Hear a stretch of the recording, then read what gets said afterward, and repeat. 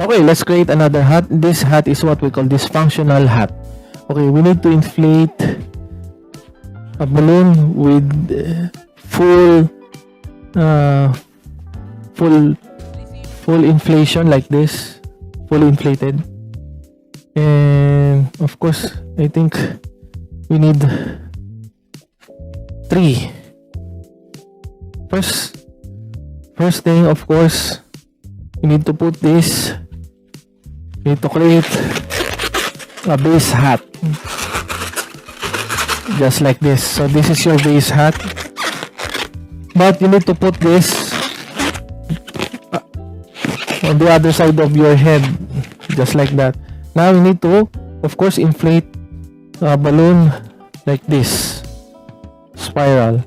Okay, let me remove this for a while. Now we need to put these 2 balloons on each side of your base hat.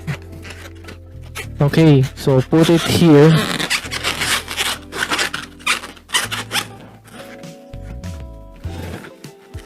Do the same thing here on the other side. So that's it. And now we need to put these 3 balloons together, just like that. Okay, now, but before you do that, put these 2 light blues together first, and after that, put this white also, like this.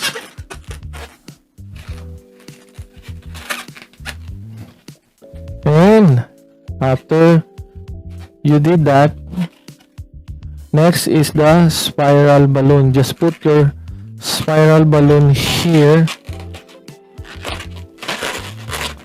Make a knot.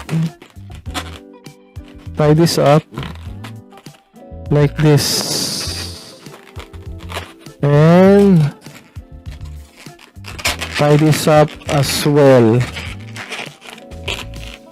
And you complete your dysfunctional hat.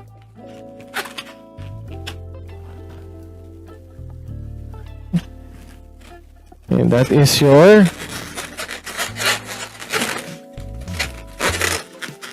dysfunctional hat.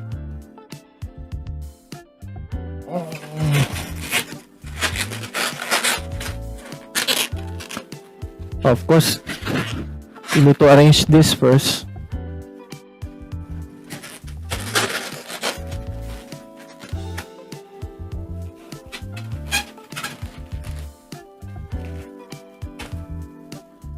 And that's it. I think we are done here.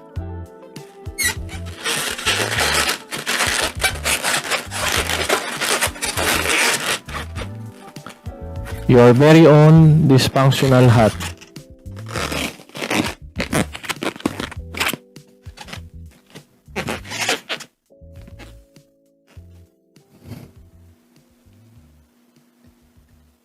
Okay. Have fun with your dysfunctional hat. Thank you so much.